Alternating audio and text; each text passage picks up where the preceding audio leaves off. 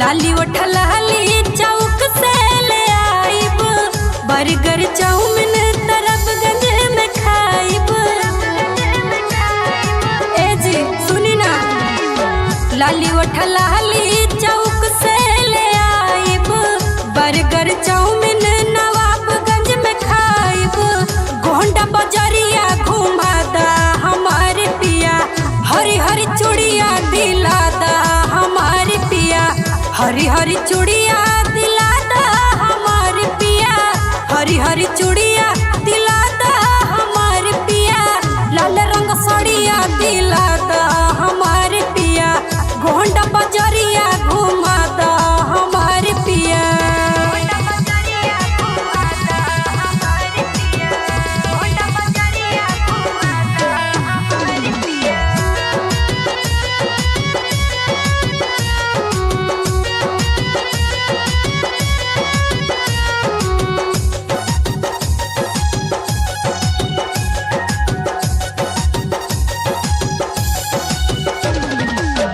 करनेलगंज से हम लाइब नथुनिया, बलरामपुर से कमर का रखनिया।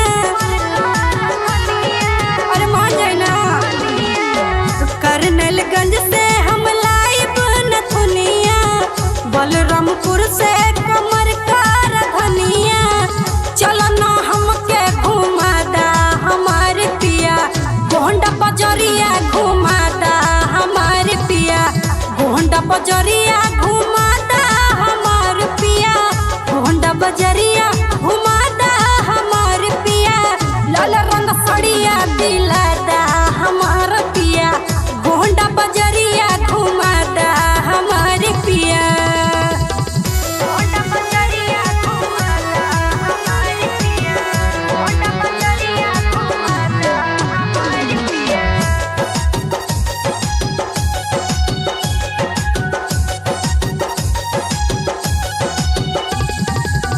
दिल के बसर धसैया अपने पुरादा, चल के बजरिया राजा हमके घुमादा।